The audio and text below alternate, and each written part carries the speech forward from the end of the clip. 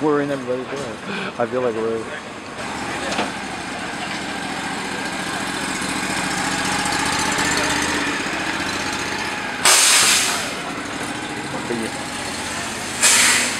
You know, I forgot my other microphone.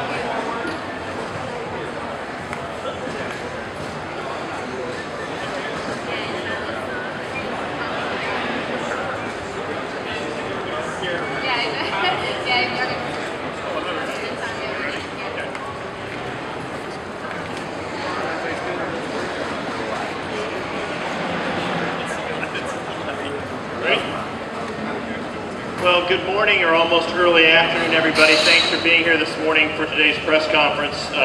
We're obviously thrilled to have the second annual Baltimore Grand Prix of Baltimore back in Baltimore. It is an amazing event for the tourism community. We're so thrilled to have it back here.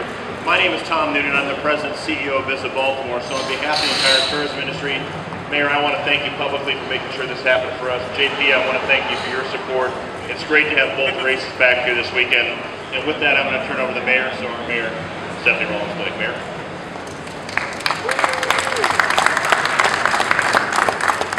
Good morning, everyone.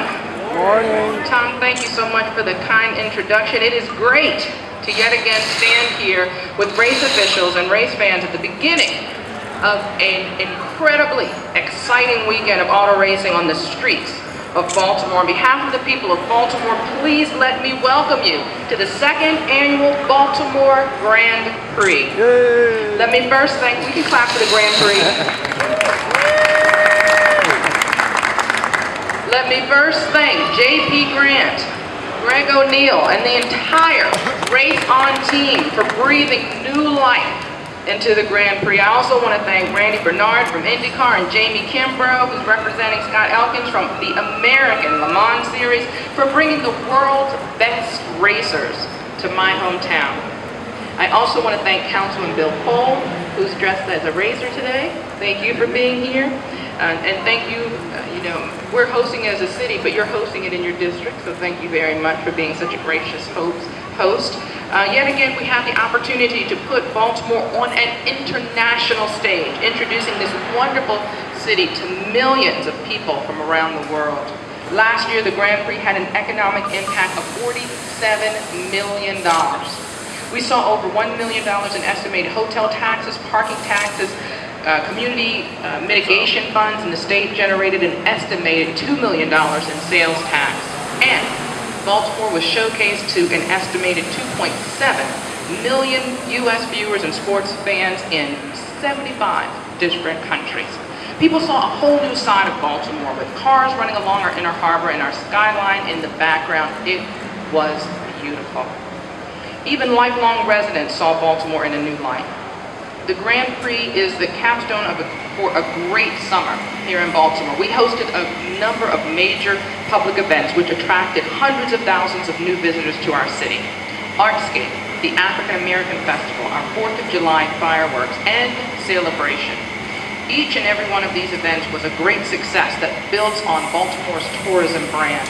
And for the residents and the future residents, they remind us that there's nothing better than living in a great American city. No doubt, in their own unique way, they contribute towards our goal of growing Baltimore by 10,000 families over the next 10 years.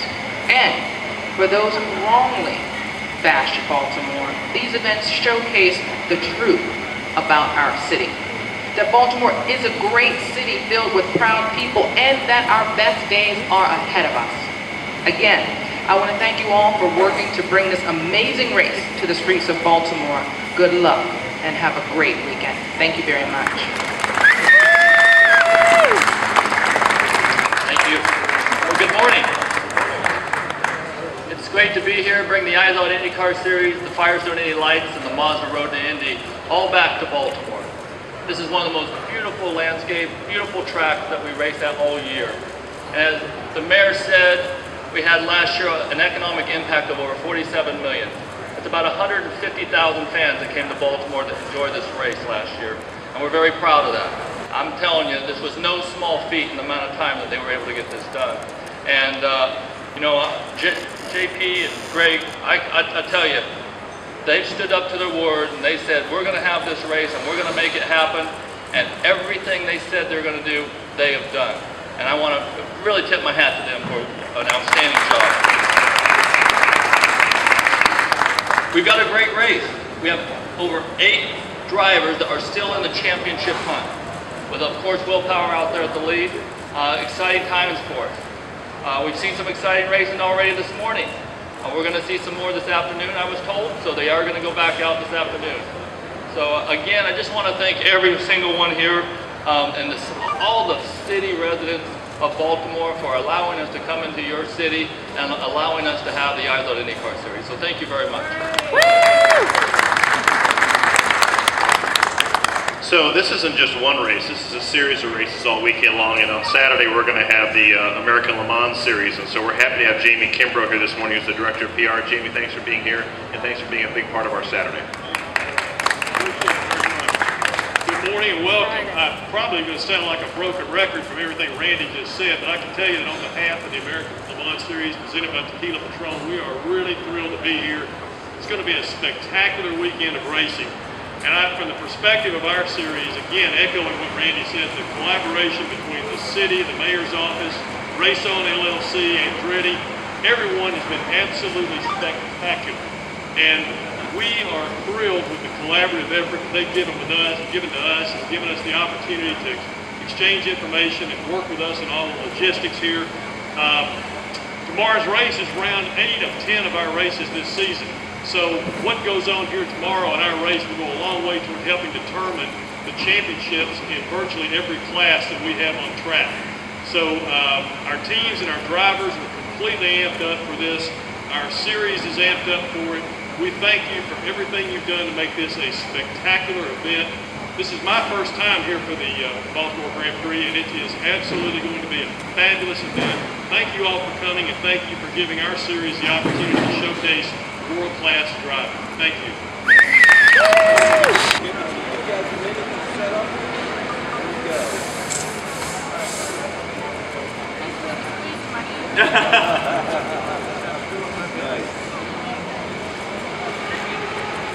Everybody get what they need?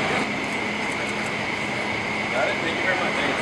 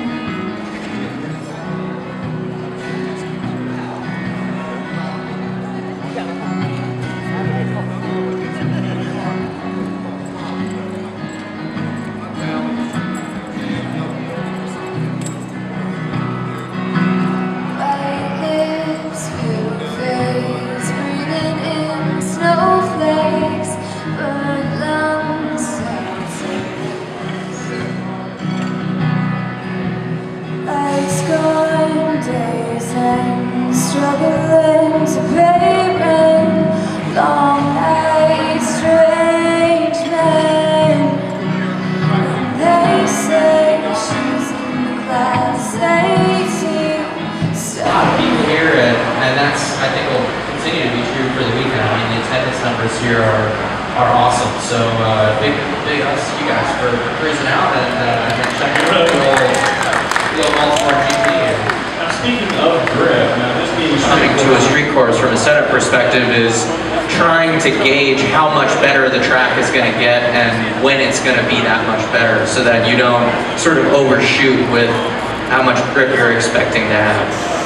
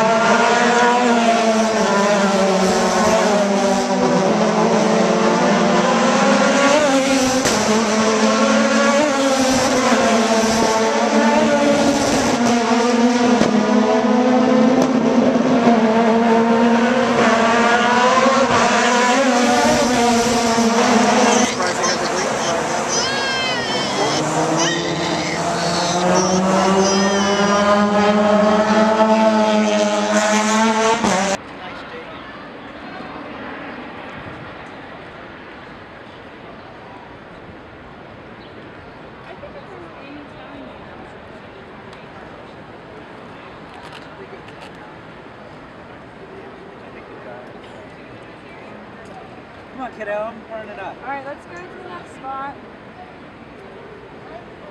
What do you think about this? Have you ever seen this on TV?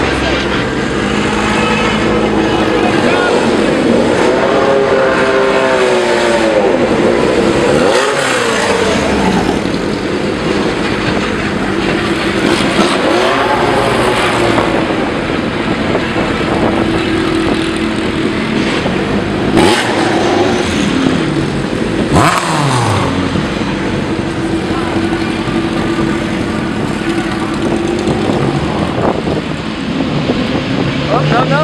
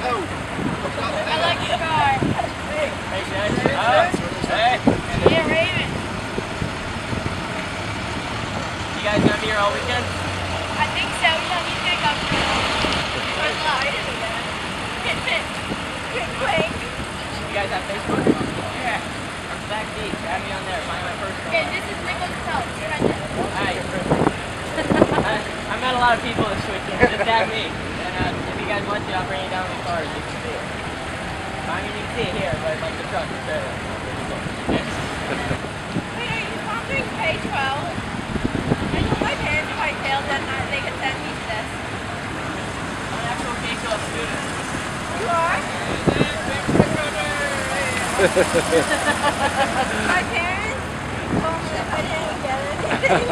I want to see what he's hitting on, you know. Yeah. I got to show what he's hitting, what he's hitting on. Come on down to the corner so he doesn't look like K-12.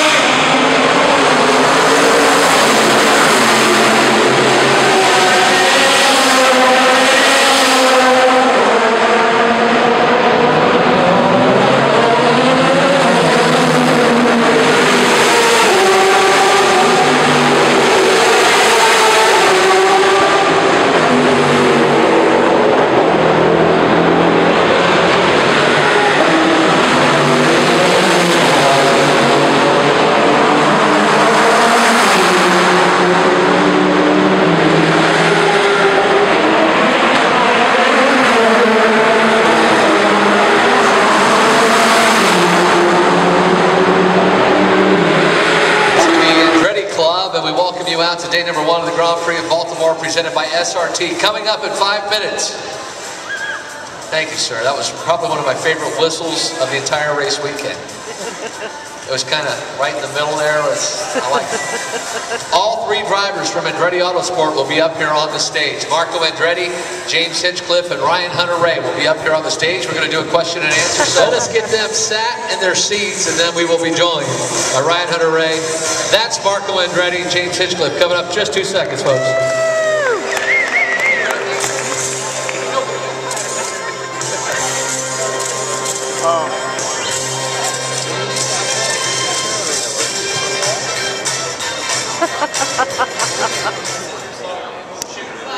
That's my jam. That is my jam.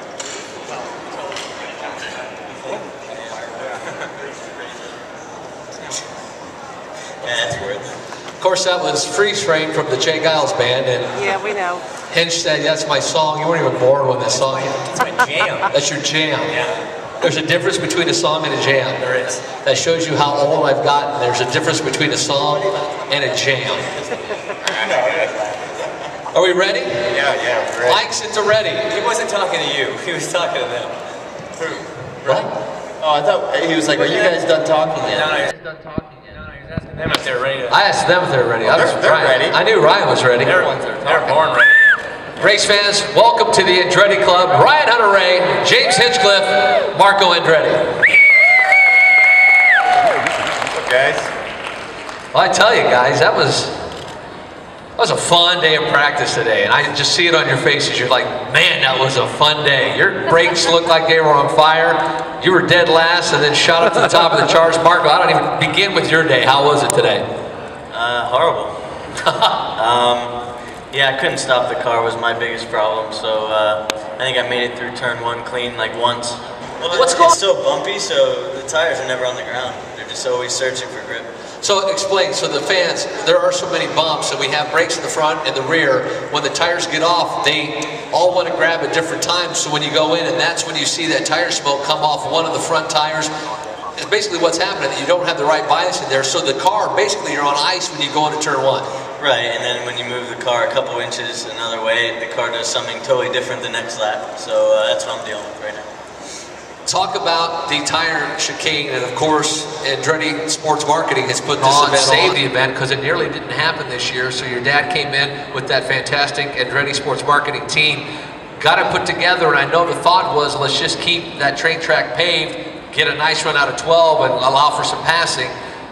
It got really bumpy as we saw with Simon Pagino. I mean, he was like Dukes of Hazzard crazy going across those tracks. Yeah, I mean, when you tell a racing driver to not go on a certain part of the track just because it's bumpy, it's like during the race, I mean, somebody's gonna be in that circumstance, and you can't be airborne in these cars. It's just so dangerous. So, you know, I'm proud of obviously Dad and the series for you know, allowing us to get practice in. That was my big thing. I didn't want to cancel practice, and so, you know, we'll try to mimic that chicane as best we can with some drivable curves tomorrow, and hopefully we'll just carry on.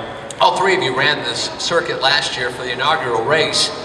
With those tires there, did it kind of replicate what the chicane was like last year?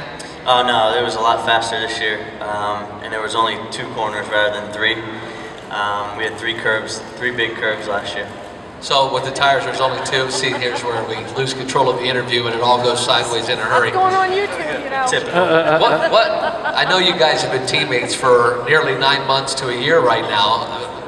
That was awful. Oh, it feels like forever. We've been friends much longer than that, haven't we, Ryan?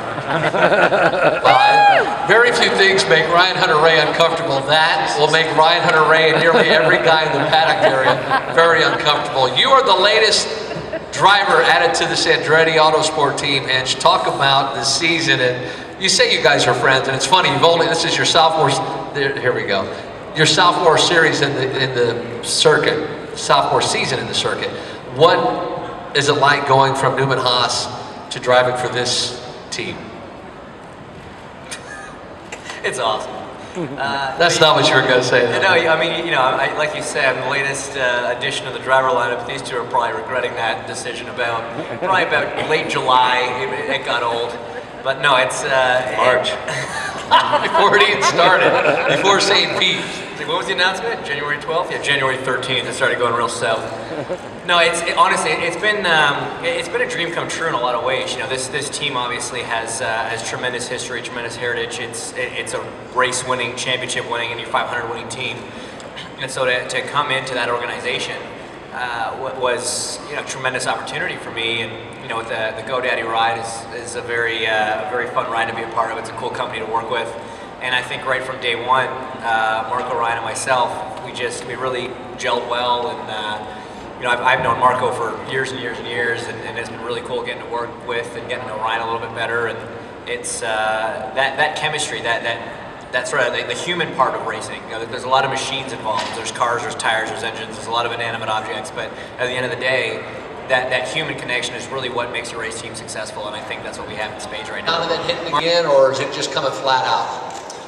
The faster you run, the lower the car runs to the ground. So by taking that speed off, you have now raised the car, and that's the point. So we're not bottoming underneath it. And ride height is obviously an issue for you guys. So is that something you would adjust up or down?